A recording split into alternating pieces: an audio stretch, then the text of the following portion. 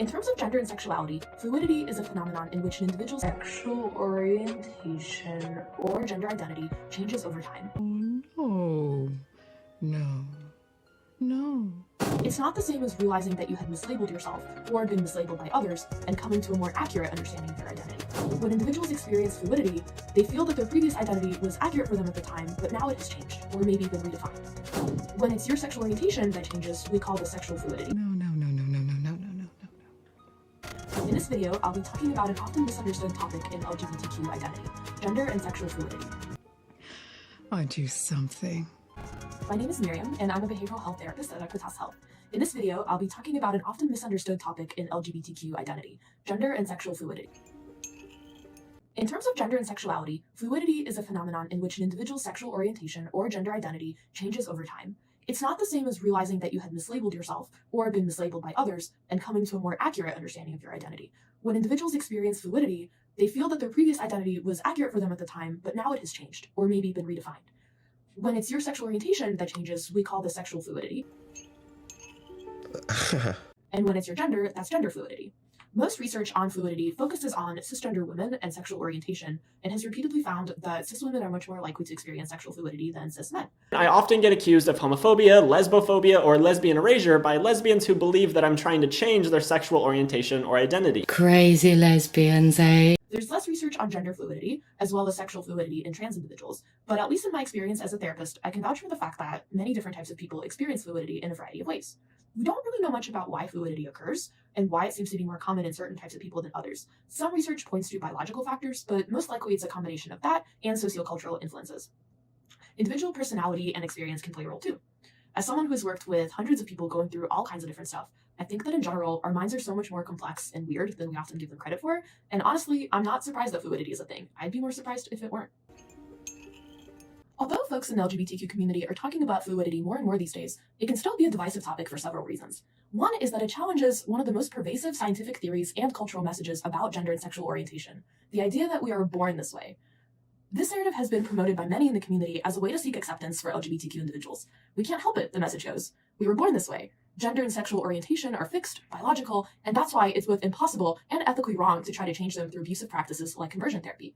In the last few decades, there's been an explosion of research that seeks to find genetic, neurological, and otherwise fixed explanations for why we are who we are when it comes to gender and sexuality. Of course, many people have pushed back against this narrative. They say that my language sounds a lot like a dude who tried to turn them straight, or like conversion therapy. Including lots of people who don't fit into the new norm of the white, cis, middle-class, monogamous, gay or lesbian couple who just wants the same rights as everyone else so that they can live happily ever after in marital bliss, or whatever. Though nothing wrong with that if that's your jam. But folks who disagree with the born this way narrative say that LGBTQ people should be celebrated, not merely tolerated or accepted, not because we didn't choose to be this way and can't change it, but because we're integral, fully valid aspects of human diversity. These activists have a compelling question for us to ask ourselves. What if being gay, or bi, or queer, or trans were a choice? And what if we chose to be this way? But of course, the fact that sexuality and gender can be fluid and can change over time doesn't mean that we can forcibly change them. Conversion therapy is still wrong, and would be wrong, even if it worked, by the way, and we still have way less control over our minds than we like to admit sometimes. How do you feel now?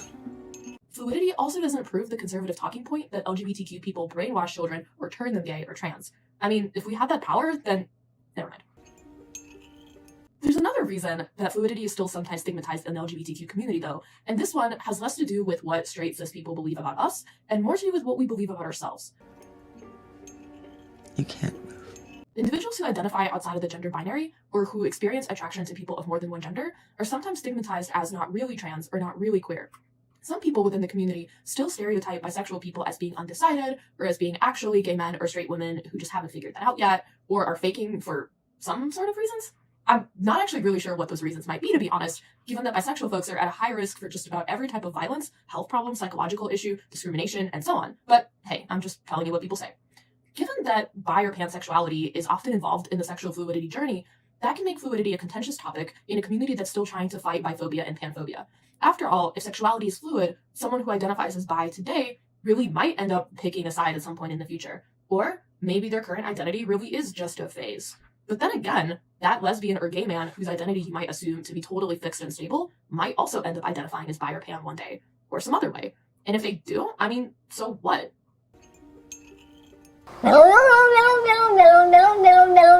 that still wouldn't justify invalidating anyone's identity in the present moment. After all, if I love chocolate ice cream today, but next week I realize that I'm kind of over it and prefer strawberry, did that mean I was a fake chocolate ice cream lover? Sorry for the hacky analogy, but honestly, that's how folks sound sometimes. With gender fluidity too, there can be a sense that people's identities aren't valid, and therefore there's no need to worry about their pronouns just because they've changed before and might change later. Some people who experience gender fluidity respond to this by actually choosing gender fluid as an identity label. Others don't. Anecdotally, I've noticed that many trans people who go through medical transition presenting very masculine or feminine later end up adopting a more fluid identity. You're paralyzed. Playing with their presentation or even identifying as non-binary.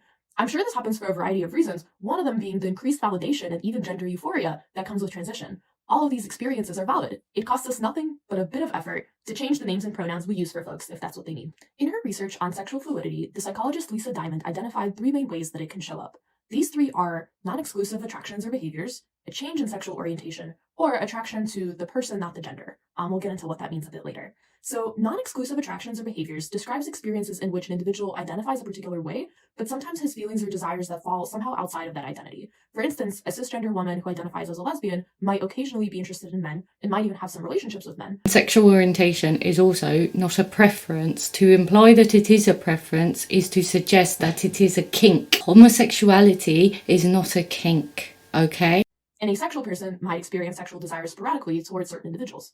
One interesting thing that Diamond found in her research with women is that of the women who changed their sexual identity labels over the course of the study, most changed it in the direction of less exclusivity. For instance, going from identifying as straight or gay to identifying as bisexual, questioning, or undefined.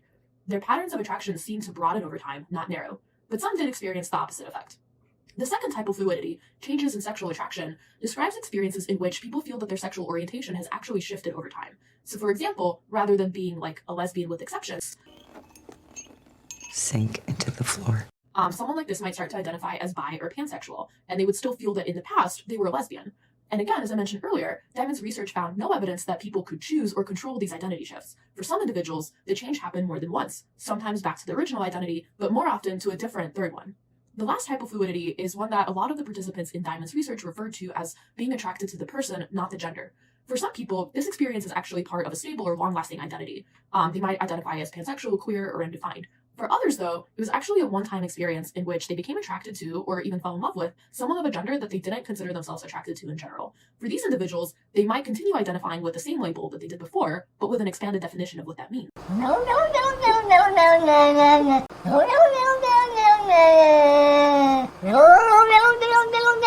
Or they might choose not to use a label at all. For gender fluidity, there are some similar patterns that folks can experience. Some people may find that their gender identity shifts over time. Others may have exceptions or ways in which they play with gender that might seem to be outside of the bounds of that particular identity. For example, someone who uses a different name and pronouns and presents differently in a particular context. If you're experiencing sexual or gender fluidity for the first time, you might be confused or even anxious about it. I hope the information I've presented here today helps reassure you that this experience is completely normal and part of the beautiful spectrum of human gender and sexuality. But, it's also okay to just feel weird about it.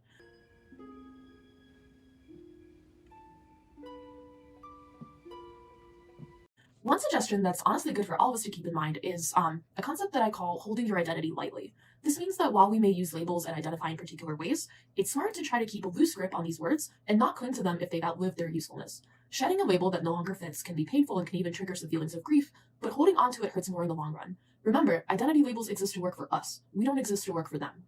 Try to bring an open-minded curiosity to your self-explorations and practice examining thoughts and feelings without hanging on to them for dear life or immediately chucking them across the metaphorical room. This brings me to a related concept. The map is not the territory. This phrase refers to the idea that identity labels are like maps that we create to help us find our way through the territory, which is our actual lived experience. A map can never be a perfect representation of the landscape that it represents. If it were, it would be a life-size model that would simply cover that landscape and would therefore be completely useless. Maps always shrink things down, hopefully to scale, and leave out many details. The question is the map useful? Do you need to redraw it? If you do, try not to be a perfectionist about it. It doesn't have to represent the territory perfectly because it literally cannot. A useful map is one that helps you find the way, or shows others how to find the way to you. Experiencing fluidity is a great opportunity to take out that crumpled up roadmap you've been carting around in the glove compartment, smooth it out, and examine it critically. If it's out of date, what needs to be updated to help you find your people, or to help your people find you? If a loved one is experiencing fluidity and you're just kind of like, what is going on? The above advice also applies to you. Try to give your loved one the space to figure things out and seek support from someone else if you need it. If it's a partner who's experiencing fluidity, you might worry that their fluidity will cause them to stop being attracted to or interested in you. But keep in mind that as far as the research goes, there doesn't seem to be any evidence that sexual or gender fluidity commonly causes people to lose interest in their current partners. In fact, it seems much more likely to happen when they become attracted to someone who didn't previously fit into how they experience attraction.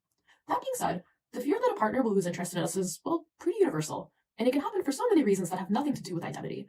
I think that to some extent, living with that fear is kind of part of being a human who loves other humans. But if you find that it's interfering with your life, it may be time to seek out some professional support if you...